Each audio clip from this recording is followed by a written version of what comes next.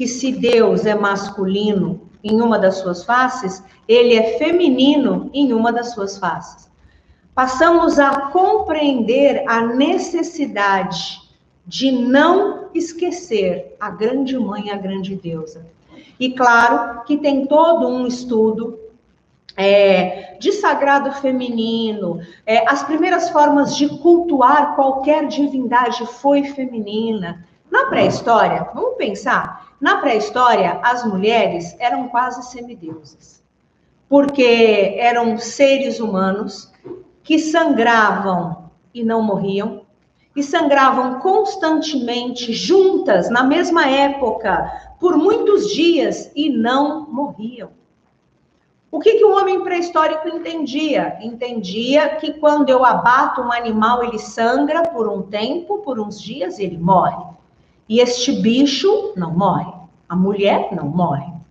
Depois, do nada, a barriga daquela mulher começava a crescer e um outro ser humano saía de dentro dela, totalmente desvinculado, né? Não havia consciência de um ato sexual, de concepção. Então, as primeiras formas de cultuar algum tipo de divindade foi uma grande mãe.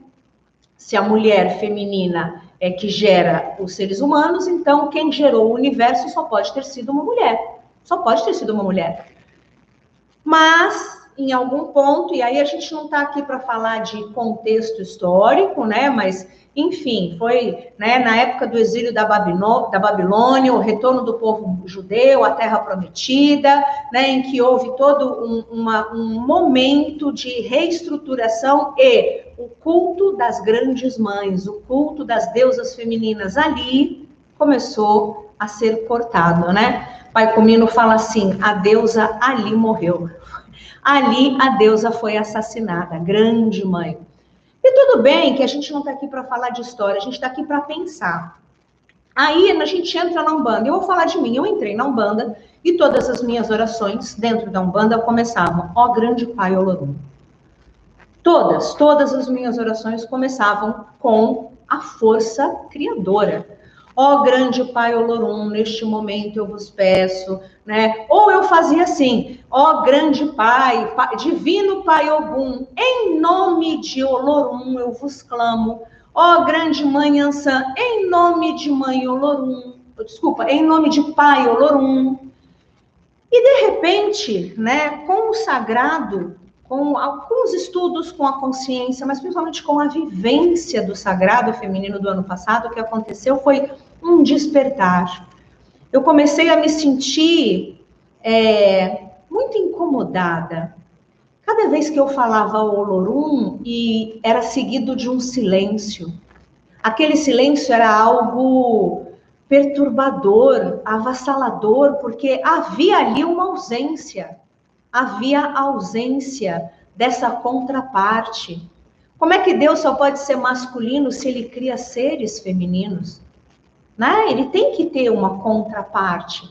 Pelo menos na minha lógica humana, pequena, limitada, faltava algo, porque se na criação é tudo masculino e feminino, até nas plantas, por que não na força maior? Foi quando eu entendi que o que nós compreendemos por Deus é só uma partícula dele. E que com certeza havia uma mãe criadora, geradora, dentro dessa força maior. E eu a nomeei de Olocum. E quem gosta, gosta. Quem não gosta, dá outro nome, né? O importante foi que aquele vazio, quando eu falava Divino Pai Olorum, era um silêncio, era um vazio, era uma ausência, deixou de existir. Amado Pai Olorum, amada Mãe Olocum, aí preencheu, aí completou, fez sentido para mim. E aí eu comecei nesse estudo e comecei a compreender que dentro de uma manifestação, né, na criação de Mãe Olocum, para nós, para mim, para a Umbanda, eram as mães orixás. Começou a ter uma nova organização, sei que a gente pode dizer, né? Dentro de mim, uma nova organização teológica, né? Com Pai Olorum e todos os pais e mães, todos os pais orixás. E Mãe Olokun, com todas as mães orixás, começou a fazer um pouco mais de sentido, porque eu sou mulher. Eu sou mulher.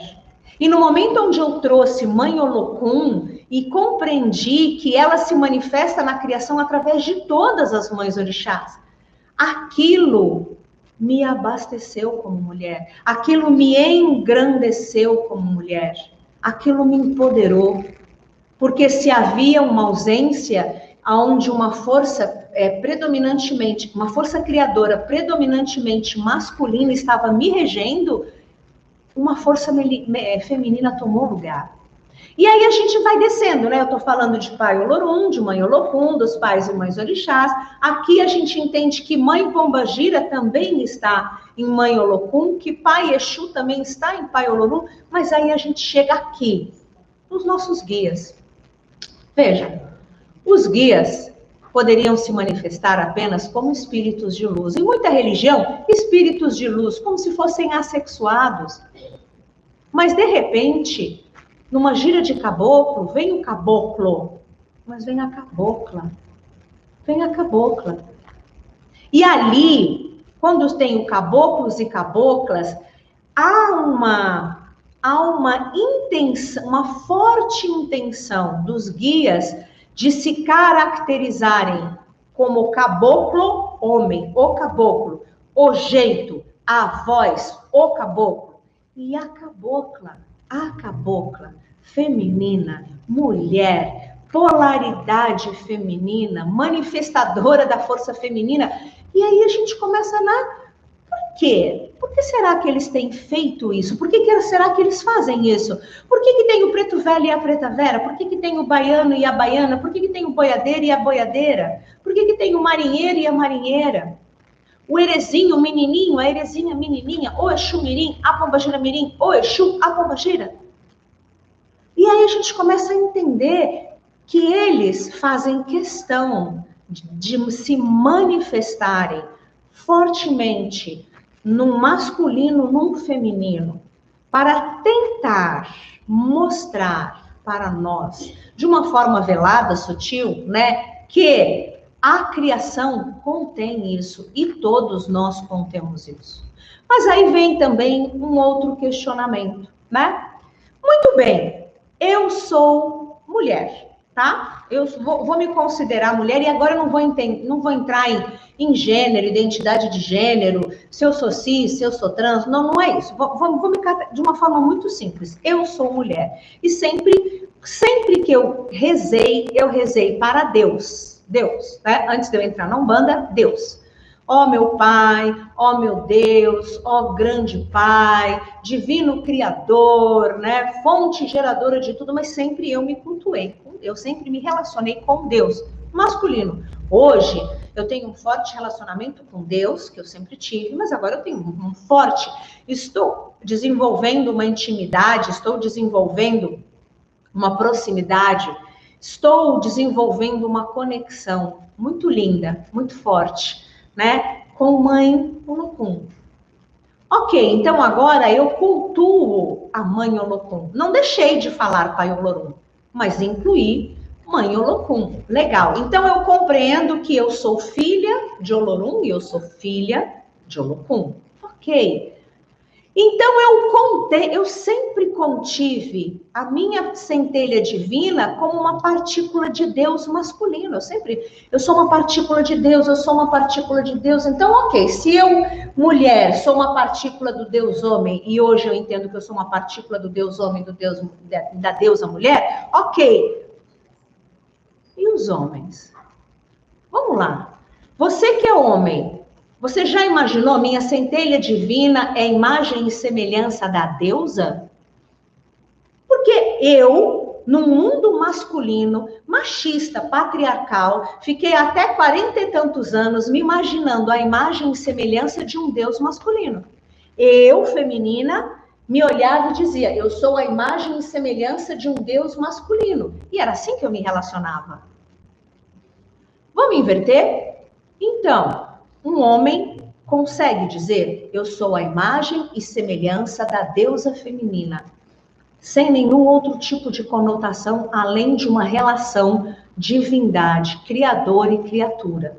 Criadora e criatura, né? Sem nenhuma conotação de, então, é porque eu sou isso, eu sou aquilo, então eu sou afeminada, então a minha centelha é imagem e semelhança. Não estou falando disso, a gente tem que ultrapassar isso.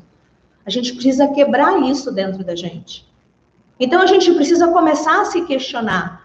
Por que que nós, mulheres, sempre nos relacionamos com a imagem e semelhança de um Deus masculino, com todos os atributos masculinos, com todas as características masculinas, né? Com todas as qualidades masculinas. E nós nos adaptamos e entendemos. Nós somos imagem e semelhança deste Deus masculino. E claro que quando a gente começa a entrar neste campo, todo mundo fica incomodado. Homens ficam incomodados, mulheres ficam incomodadas, porque a gente está mexendo em algo que a gente aprendeu que é o que é. O mundo é assim. O homem trabalha, a mulher fica em casa, a mulher trabalha, mas os mesmos postos ela ganha um pouco menos, o homem sempre ganha um pouco mais, a liderança é um mundo masculino, o mundo é machista, o mundo é um patriarcado, e etc, e etc, e etc. E aí, quando a gente que já foi criado assim e está acostumado assim, e a gente começa a falar desse assunto, a gente começa a sentir meio, eu estou desconfortável. Mulheres ficam desconfortáveis porque precisam repensar, né? Como é que eu estou me relacionando? Como é que eu estou vivenciando o sagrado feminino? Como é que está sendo isso dentro de mim? Como é que eu estou enaltecendo? Como é que eu estou honrando, né? A mãe Olokun dentro de mim. Porque durante muitos anos a gente já honrou Pai Olorum. Durante muitos anos, Papai do Céu, Alá, Zambi, Yahvé, né? Deus. Durante muitos anos, a nossa vida inteira, e muitos séculos, e talvez muitas encarnações. Mas como é que este sagrado feminino, neste momento, se encaixa? Como é que eu honro isso dentro de mim? Como mulher? Como é que eu vivo isso dentro de mim? Como é que isso entra na Umbanda? Puxa, mas eu vivo há 20 anos na Umbanda, há 30 anos na Umbanda, e nunca houve uma mãe no Olokun. Você se engana. A mãe Olokun existe desde o início da criação. É que a Umbanda nunca parou para olhar para isso. Agora a gente está olhando para isso. E se a gente for entender, a Umbanda, ela é viva. Ela é viva. Ela não está presa, ela não está enclausurada, ela não está engessada, ela é viva. E no momento em que nós, umbandistas, começamos a despertar para novas verdades, ela passa a se modificar e se transformar. Então é isso, como é que eu mulher, não estou falando umbandista, como é que eu, mulher, me relaciono com esse sagrado? Como é que eu mulher, me relaciono com as mães orixás? Qual é o meu pensamento? As mães orixás são todas esposas? Oxum, Oxum é a esposa de Xangô. Yansan, esposa de Xangô e de Ogum. Nanã, primeira esposa de Oxalá. Olha como a gente começa. Obá, esposa de Ogum. Olha como a gente vai classificando essas mães orixás no cargo de esposa. De esposa. A proposta é que a Umbanda não seja só a nossa religião, mas seja uma filosofia de vida. Tantas religiões são assim, né? Filosofias de vida. Tantas religiões têm como proposta dar esse sentido da vida e ajudar na minha transformação e na minha evolução. Como? Pensando a vida a partir de um olhar umbandista. Então, por isso que Umbanda avançada pode ser um termo novo, mas para algo que já deveria existir, que já existiu em muitos lugares e que talvez não tenha sido nomeado, que é simplesmente vamos pensar Umbanda. Vamos mergulhar Umbanda, vamos refletir, vamos filosofar, vamos mexer com a gente num lugar que ninguém quer mexer. É o lugar do questionamento. Então, vamos lá, vamos para esse lugar? Vamos. Quer dizer, então, que o sagrado feminino somente as mulheres têm? Será? Círculo do Sagrado Feminino, só para mulheres. A proposta é mulheres juntas, unidas, se curando de toda uma programação, de todo um lixo social, enfim, né? Cultuando a força feminina, legal. Então, aqui a gente está falando de Círculo do Sagrado Feminino, mas eu posso dizer que só as mulheres cultuam um sagrado feminino? Se há tantos séculos e há tantos milênios, nós mulheres cultuamos o sagrado masculino. Nós cultuamos o sagrado masculino. Deus, ele é Pai, homem, Filho, homem, Espírito Santo, porque não é espírita santa. Então, a tradição católica é de culto ao sagrado masculino. E estamos aí com 2000 anos. 2000 anos, né? Então, eu não posso dizer que é uma exclusividade da mulher cultuar o sagrado feminino. Eu posso dizer que é algo novo, que nós estamos fazendo, que é muito lindo, que é maravilhoso. Os círculos são extremamente curativos, são extremamente de empoderamento, mas a ideia não é que a gente continue segregando e separando.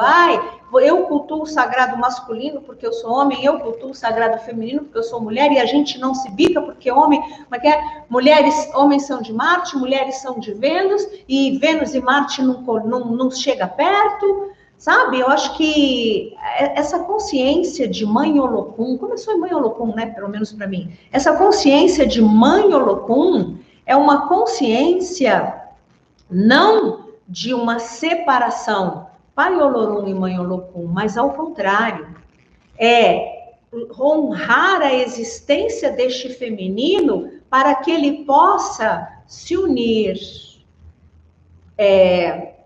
se encaixar, coexistir, complementar com o masculino.